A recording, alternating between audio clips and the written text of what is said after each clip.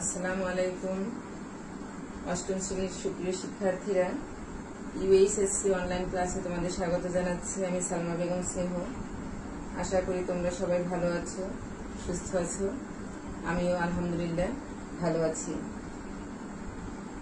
আজ আমি তোমাদের সামনে এসেছি তোমাদের বাংলার দ্বিতীয় পত্রের ব্যাকরণ অংশের একটি পাঠ নিয়ে। পাঠ শিরোনাম হচ্ছে শব্দ ও পদ। শিক্ষার্থীরা, তোমরা বই খোলো, চতুর্থ পরিচ্ছেদ। পাঠ শিরোনাম হচ্ছে শব্দ ও পদ। তো মূল পাঠে প্রবেশের আগে আমি আরেকটু পেছন থেকে আসতে চাই, যদিও তোমাদের মনে আছে, তারপরেও বলে নিতে চাই ধ্বনি কাকে বলে। ধ্বনি হচ্ছে বাকযন্ত্রের সাহায্যে উচ্চারিত আওয়াজ। বাকযন্ত্রের সাহায্যে উচ্চারিত আওয়াজকে আমরা ধ্বনি বলি। আর ধ্বনির লিখিত রূপ হচ্ছে বর্ণ, অথবা ধ্বনিকে লিখে প্রকাশ করার জন্য যে চিহ্ন ব্যবহৃত হয় তার নাম হচ্ছে বর্ণ। ধ্বনি কথাটি যেহেতু এখানে আমার চলে এসেছে, তাই আমি ধ্বনির সংজ্ঞাটি মনে করিয়ে দিলাম। আমাদের আজকে মূল পাঠ বা আলোচ্য বিষয় হচ্ছে শব্দ ও পদ। আমরা প্রথমে শব্দ নিয়ে আলোচনা করব, তারপরে পদ। শব্দ আমরা কোন দিকে বলবো? শিক্ষার্থীরা একটু বোর্ডের দিকে তাকাও। এক বা একাধিক ধ্বনির সম্মিলনে যদি কোনো অর্থ প্রকাশ পায় তবে তাকে শব্দ বলে। আমি কি বলেছি? এক বা একাধিক ধ্বনির সম্মিলনে, মানে এক বা একাধিক ধ্বনি পাশাপাশি বসে যদি একটি অর্থ প্রকাশ করতে পারে তখন সেটাকে আমরা বলবো শব্দ। যেমন এখানে আমি একটি শব্দ লিখেছি, ক যোগ ল যোগ ম সমান সমান কলম। এটি একটি শব্দ। আবার একই বর্ণ ব্যবহার করে ক যোগ ম যোগ ল কমল, এটিও একটি শব্দ। কিন্তু ল যোগ ম যোগ ক লমক, এটি শব্দ নয়। তার কারণ কি?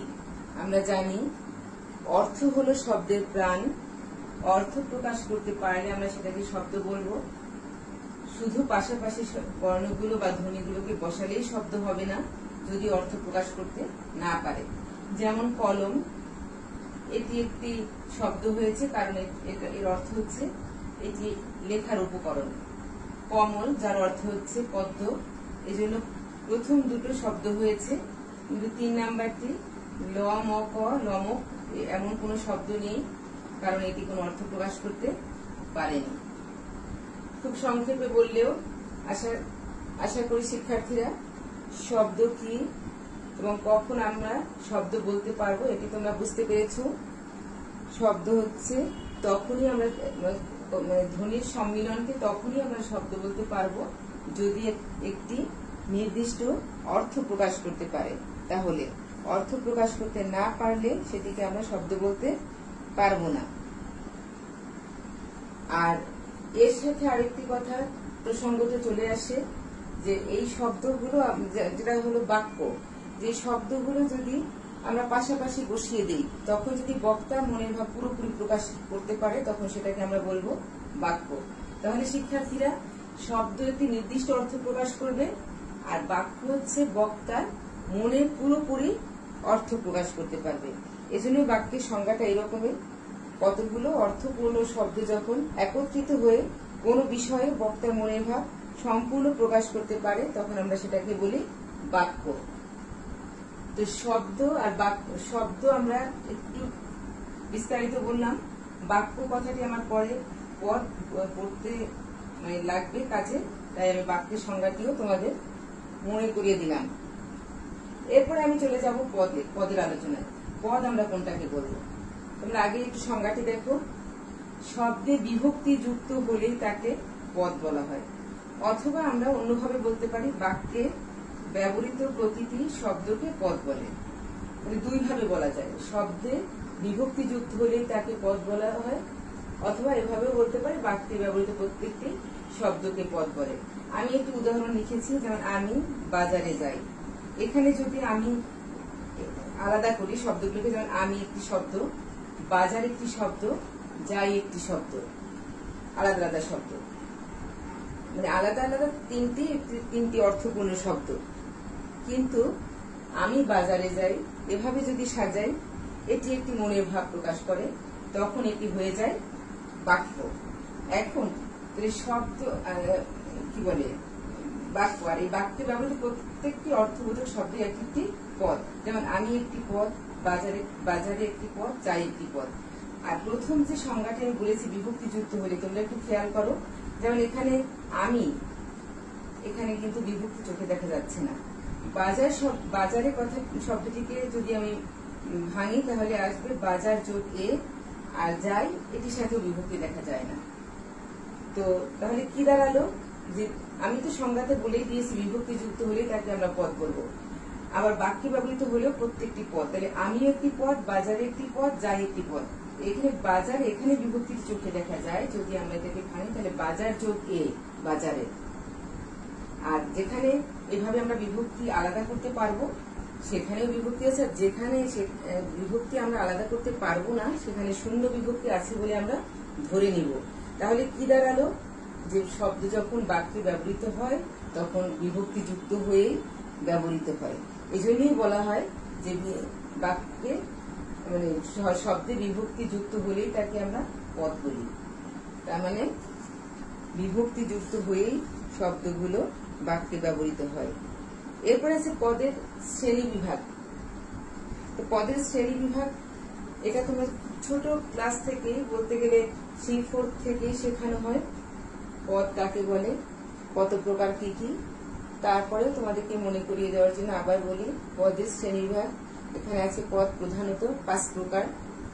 1 বিশেষ্য, 2 বিশেষণ, 3 সর্বনাম, 4 অব্যয়, 5 ক্রিয়া। পদ সম্পর্কে তোমাদের এই চ্যাপ্টারে বিস্তারিত কোনো আলোচনা নেই, তাই আমি বিস্তারিত আলোচনায় যেতেও চাচ্ছি না। তারপরে তোমাদেরকে একটু স্মরণ করিয়ে দেওয়ার জন্য যে বিশেষ্য পদ আমরা কোনটিকে বলবো। বিশেষ্য পদ হচ্ছে যে পদ দ্বারা কোনো কিছু নাম বোঝায়, তাহলে আমরা সেটাকে বলবো বিশেষ্য। সেখানে কোনো কি বলে মানুষের নাম হতে পারে, কোনো জাতির নাম হতে পারে, কোনো ধর্মীয় গ্রন্থের নাম হতে পারে, কোনো ভৌগোলিক স্থানের নাম হতে পারে। নাম বোঝালেই সেটা বিশেষ্য। বিশেষণ হচ্ছে যে পদ অন্য পদের দোষ, গুণ, অবস্থা, সংখ্যা, মাত্রা, পরিমাণ ইত্যাদি জ্ঞাপন করে, তার নাম হচ্ছে বিশেষণ। যেমন ভালো মন্দ, উঁচু নিচু ইত্যাদি। তারপর হচ্ছে সর্বনাম। সর্বনাম আমরা কোনটিকে বলবো, যে পদ বিশেষ্য পদের পরিবর্তে ব্যবহৃত হয় সেটাকে বলা হয় সর্বনাম। যেমন যে, সে, যিনি, তিনি ইত্যাদি। অব্যয়। অব্যয় পদ হচ্ছে যে পদের কোনো ব্যয় নেই। ব্যয় বলতে এখানে পরিবর্তন, সেটা দেখা যায় কাল যেটাই হোক, বর্তমান ভবিষ্যৎ, সেখানেও কোনো পরিবর্তন হয় না। তারপরে পুরুষ ভেদেও কোনো পরিবর্তন হয় না, মানে কোনো অবস্থাতেই যে পদের কোনো পরিবর্তন হয় না সেটাকে বলা হয় অব্যয়। আর ক্রিয়া হচ্ছে যে পদ দ্বারা কাজ করা বোঝায়, সে যে কাজই হোক, সে কাজ করা বোঝালে সেটাকে আমরা বলবো ক্রিয়াপদ। তো শিক্ষার্থীরা, তোমরা শব্দ আর পদ আমার মনে হয় তোমরা বুঝতে পেরেছো। আর বিষয়টি খুব সহজ, না বোঝার কোনো কারণও নেই। বইটি ভালো করে আরেকটু দেখে নিলে, আমি তোমাদের বইয়ের উদাহরণ, বইয়ের কথাবার্তাগুলোই আনার চেষ্টা করেছি যাতে তোমাদের বুঝতে সুবিধা হয়। আর এই চ্যাপ্টারের সাথে তোমাদের আরেকটি বিষয় জুড়ে দেওয়া হয়েছে, লিঙ্গান্তরের নিয়ম ও উদাহরণ। তো লিঙ্গান্তরের নিয়মের আগে, মানে নিয়মে যাওয়ার আগে আমরা লিঙ্গ কি এই বিষয়টি একটু জেনে নেই, আর লিঙ্গের শ্রেণী বিভাগটাও জানতে পারবো। তো লিঙ্গ শব্দের অর্থ হচ্ছে চিহ্ন বা লক্ষণ। শিক্ষার্থীরা বইয়ের দিকে খেয়াল করো, আমি বোর্ডে লিখতে পারিনি কারণ বোর্ডটি খুবই ছোট। লিঙ্গ শব্দের অর্থ হচ্ছে চিহ্ন বা লক্ষণ। বাংলা ভাষায় এমন অনেক শব্দ আছে যেগুলো কোনটি পুরুষ জাতীয়, কোনটি স্ত্রী জাতীয়, কোনটি আবার স্ত্রী পুরুষ উভয়কেই বোঝায়। এরকম অজস্র শব্দ আমরা ব্যবহার করি, যে কোনো কোনো শব্দ দ্বারা পুরুষ জাতীয় মানে পুরুষকে বোঝায়, কোনো কোনো শব্দ দ্বারা স্ত্রীকে বোঝায়, আবার কোনটি স্ত্রী পুরুষ উভয়কেই বোঝায়। তাই আমরা যদি সংজ্ঞায় যাই তাহলে কি বলতে পারি, যেসব চিহ্ন বা লক্ষণ দ্বারা শব্দকে পুরুষ, স্ত্রী বা অন্য জাতীয় হিসেবে আলাদা করা যায় তাকে লিঙ্গ বলে। আমি আবার বলছি, যেসব চিহ্ন বা লক্ষণ দ্বারা শব্দকে পুরুষ, স্ত্রী বা অন্য জাতীয় হিসেবে আলাদা করা যায় তাকে লিঙ্গ বলে। সংজ্ঞা থেকে আমরা এর শ্রেণীবিভাগও বের করে নিয়ে আসতে পারি। লিঙ্গ হচ্ছে প্রধানত 4 প্রকার। লিঙ্গ কয় প্রকার? লিঙ্গ হচ্ছে 4 প্রকার। 1 পুংলিঙ্গ বা পুরুষবাচক শব্দ, 2 স্ত্রীলিঙ্গ বা স্ত্রীবাচক শব্দ, 3 উভয় লিঙ্গবাচক শব্দ, 4 ক্লীবলিঙ্গ বা অলিঙ্গবাচক শব্দ। তো পুংলিঙ্গ আমরা কোনটাকে বলবো?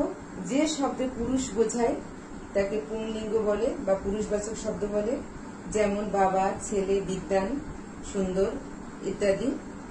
যে শব্দ দ্বারা স্ত্রী বোঝায় তাকে স্ত্রীলিঙ্গ বা স্ত্রীবাচক শব্দ বলে, যেমন মা, মেয়ে, বিদুষী, সুন্দরী। যে শব্দ দ্বারা স্ত্রী পুরুষ উভয়কেই বোঝায় তাহলে তাকে উভয় লিঙ্গ বা উভয় লিঙ্গবাচক শব্দ বলে, যেমন মানুষ, শিশু, সন্তান, বাঙালি।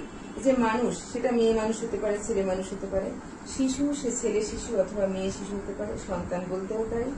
বাঙালি বলতেও আমরা নারী পুরুষ উভয়কেই বুঝে থাকি। তাই এটাকে আমরা বলবো উভয়লিঙ্গবাচক বা উভয় লিঙ্গবাচক শব্দ। এরপরে আছে 4 নম্বরে ক্লীবলিঙ্গ বা অলিঙ্গবাচক শব্দ। ক্লীবলিঙ্গ বা অলিঙ্গবাচক শব্দ কোনগুলো? যেগুলো স্ত্রী পুরুষ কোনোটিই বোঝায় না, অন্য কোনো জড় পদার্থকে বোঝায় তাকে বলা হয় ক্লীবলিঙ্গ বা অলিঙ্গবাচক শব্দ, যেমন বই, খাতা, চেয়ার, টেবিল ইত্যাদি। তাহলে শিক্ষার্থীরা লিঙ্গ কাকে বলে? লিঙ্গের শ্রেণী বিভাগ সংক্ষেপে বললেও তোমাদের বুঝতে অসুবিধা আছে বলে আমার মনে হয় না। এরপরে আমরা যাব লিঙ্গান্তরের নিয়মের মধ্যে। লিঙ্গান্তর কাকে বলে? প্রথমে আমরা সেটা জেনে নিব। পুংলিঙ্গ বা পুরুষবাচক শব্দকে স্ত্রীলিঙ্গ বা স্ত্রীবাচক শব্দে রূপান্তর করাকে লিঙ্গান্তর বা লিঙ্গ পরিবর্তন বলে। আমি আবার বলছি, পুংলিঙ্গ বা পুরুষবাচক শব্দকে স্ত্রীলিঙ্গ বা স্ত্রীবাচক শব্দে রূপান্তর করাকে স্ত্রীলিঙ্গ বা লিঙ্গান্তর বা লিঙ্গ পরিবর্তন বলে। লিঙ্গ পরিবর্তনের কিছু নিয়ম আছে, এই নিয়মগুলো আমাদের জানতে হবে। যেমন এখানে তোমাদের বইয়ে অনেকগুলো নিয়মের কথা উল্লেখ করা আছে। তো সেখানে আমরা 1 নম্বরে দেখতে পাই, পুরুষবাচক শব্দের শেষে আ, দীর্ঘ ই, 9 দীর্ঘইকার, আনি, ইনি ইত্যাদি স্ত্রীবাচক প্রত্যয় জুড়ে পুংলিঙ্গ শব্দকে স্ত্রীলিঙ্গে রূপান্তর করা যায়। যেমন আ যোগে আমরা যদি বলি আধুনিক, আধুনিকা, কোকিল, কোকিলা ইত্যাদি। যদি রস্বই প্রত্যয় বসিয়ে দেই তাহলে কি হবে? রস্বই প্রত্যয় যোগে যেমন টাকা, টাকি, চাচা, চাচি ইত্যাদি। দীর্ঘ প্রত্যয় যোগে যেমন ছাত্র, ছাত্রী, ময়ূর, ময়ূরী। তারপরে আছে নি প্রত্যয় যোগে যেমন কামার, কামারনি, কুমার, কুমারনি। আনি প্রত্যয় যোগে যেমন চাকর, চাকরানি, ঠাকুর, ঠাকুরানি ইত্যাদি। ইনি প্রত্যয় যোগে কাঙাল, কাঙালিনী, গোয়ালা, গোয়ালিনী ইত্যাদি। এরকম অনেক শব্দ তোমাদের বইয়ে দেখতে পাবে তোমরা। 2 নম্বরে কখনো কখনো ভিন্ন শব্দ যোগে পুংলিঙ্গ শব্দ স্ত্রীবাচক শব্দে পরিবর্তন করা হয়, যেমন বাবা থেকে মা। পুরুষবাচক হচ্ছে বাবা, স্ত্রীবাচক শব্দ আমরা পাই মা। ছেলে, মেয়ে, সাহেব, বিবি। তাহলে একদমই আলাদা শব্দ ব্যবহার করে স্ত্রীবাচক শব্দ তৈরি করা হয়েছে। তারপরে 3 নম্বরে শব্দের আগে পুরুষবাচক বা স্ত্রীবাচক শব্দ জুড়ে দিয়েও লিঙ্গান্তর করা হয়ে থাকে, যেমন পুরুষ মানুষ, মেয়ে মানুষ। তারপরে আছে বেটা ছেলে, মেয়ে ছেলে। 4 নম্বরে দেখো কতগুলো পুরুষবাচক শব্দের আগে মহিলা, নারী ইত্যাদি স্ত্রীবাচক শব্দ প্রয়োগ করে শব্দের লিঙ্গান্তর করা হয়, যেমন কবি, এটাকে যদি আমরা স্ত্রীবাচক শব্দ বানাই তাহলে হবে মহিলা কবি। তারপরে আছে সভ্য, নারী সভ্য। সৈন্য, নারী সৈন্য। তারপরে আছে কতগুলো কোন কোন শব্দের শেষে পুরুষ ও স্ত্রীবাচক শব্দ যোগ করে পুংলিঙ্গবাচক শব্দ স্ত্রীলিঙ্গবাচক শব্দে পরিবর্তন করা হয়, যেমন গয়লা, গয়লাবো, বোনপো, বোনঝি, ঠাকুরপো, ঠাকুরঝি। এই আমরা দেখলাম বেশ কতগুলো নিয়ম পুরুষবাচক শব্দকে স্ত্রীবাচক শব্দে রূপান্তরিত করার। এরপরে আমরা একটা জিনিস দেখতে পাবো যেটা তোমাদের একটু ভালো করে মনে রাখতে হবে, যে কতগুলো শব্দ কেবল পুরুষ বোঝায় এর কোনো স্ত্রীবাচক শব্দ নেই, এটাকে নিত্য পুরুষবাচক শব্দ বলা হয়ে থাকে। তো শিক্ষার্থী, তোমাদের বইয়ে যে কয়টি শব্দ আছে যে শুধু পুরুষ বোঝায়, যেমন কবিরাজ, কৃতদার, অকৃতদার, বিপত্নিক, স্ত্রৈণ, এগুলো তোমরা মুখস্থ করে মনে রাখবে। যেমন কবিরাজ, এর কোনো স্ত্রীবাচক শব্দ নেই। কৃতদার, অকৃতদার, বিপত্নিক, স্ত্রৈণ, এগুলোর কোনো স্ত্রীবাচক শব্দ আমরা খুঁজে পাই না বা নেই, এই জন্য এগুলো হচ্ছে নিত্য পুরুষবাচক শব্দ। আবার ঠিক এমনি কতগুলো নিত্য স্ত্রীবাচক শব্দ আছে, যেমন সতীন, সৎমা, সধবা, এও, দায়ী ইত্যাদি ইত্যাদি। তো এই শব্দগুলো তোমরা মুখস্থ করে মনে রাখবে, পরীক্ষার সময় আসে যে নিম্নের কোনটি নিত্য পুরুষবাচক শব্দ অথবা নিম্নের কোনটি নিত্য স্ত্রীবাচক শব্দ, এভাবে প্রশ্ন পরীক্ষায় আসতে পারে। এরপরে আমরা আরো কতগুলো নিয়ম আছে একটু দেখি, যে পুরুষবাচক শব্দের শেষে ইকা প্রত্যয় যোগ করেও স্ত্রীবাচক শব্দ তৈরি করা হয়। যেমন বালক থেকে বালিকা, বালক, বালিকা। তারপরে শিক্ষক, শিক্ষিকা, ইকা প্রত্যয় যোগ করে তৈরি করা হয়েছে। পুরুষবাচক শব্দের শেষে তা থাকলে ত্রি হয়, যেমন নেতা, নেত্রী, কর্তা, কর্ত্রী। এরপর আরেকটি নিয়ম আছে, পুরুষবাচক শব্দের শেষে অত, বান, মান, ইয়ান থাকলে যথাক্রমে অতি, গতি, মতি, ইয়সী ইত্যাদি হয়। শিক্ষার্থী একটু খেয়াল করো, আমি আলাদা করে তোমাদের বলার চেষ্টা করছি। যেমন শব্দের শেষে যদি অত থাকে, যেমন মহৎ, এটা হবে অতি, মহতি স্ত্রীলিঙ্গে। গুণবান, বান আছে, এটা হবে গতি, গুণবান থেকে গুণবতী, রূপবান থেকে রূপবতী ইত্যাদি। তারপরে আছে শ্রীমান, শ্রীমতী। তাহলে আমরা কি দেখতে পেলাম? বান থাকলে বতী, মান থাকলে মতি, আর যদি শব্দের শেষে ইয়ান থাকে তাহলে হবে ইয়সী। যেমন গরিয়ান থেকে গরিয়সী, মহিয়ান থেকে মহিয়সী। এই হলো তোমাদের মোটামুটি লিঙ্গান্তরের নিয়ম। তো প্রিয় শিক্ষার্থীরা, আমার মনে হয় তোমরা বিষয়টি বুঝতে পেরেছো। আর সহজ, বেশ সহজ, এটা তোমরা একটু বই ভালো করে পড়ে নিবে। আবার সহজ বলে পড়বই না এমনটা করবে না, তাহলে দেখা যাবে সহজ জিনিসগুলো তোমাদের পরীক্ষার সময় ভুল হয়ে যাবে। তো আমার মনে হয় তোমরা বুঝতে পেরেছো, চ্যাপ্টারটি ভালো করে পড়বে। তাহলে আমরা আজকে কি কি জানতে পারলাম? শব্দ কাকে বলে, পদ কাকে বলে, পদের শ্রেণী বিভাগ, লিঙ্গ কাকে বলে, লিঙ্গের শ্রেণী বিভাগ, লিঙ্গ পরিবর্তনের কতগুলো নিয়ম ইত্যাদি ইত্যাদি। এগুলো তোমরা খুব ভালো করে পড়বে, যাতে পরীক্ষার সময় কোনো অসুবিধা না হয়। তো সবাই খুব ভালো করে পড়বে, সুস্থ থাকবে, ভালো থাকবে, এই প্রত্যাশায় শেষ করছি। আসসালামু আলাইকুম, আল্লাহ হাফেজ।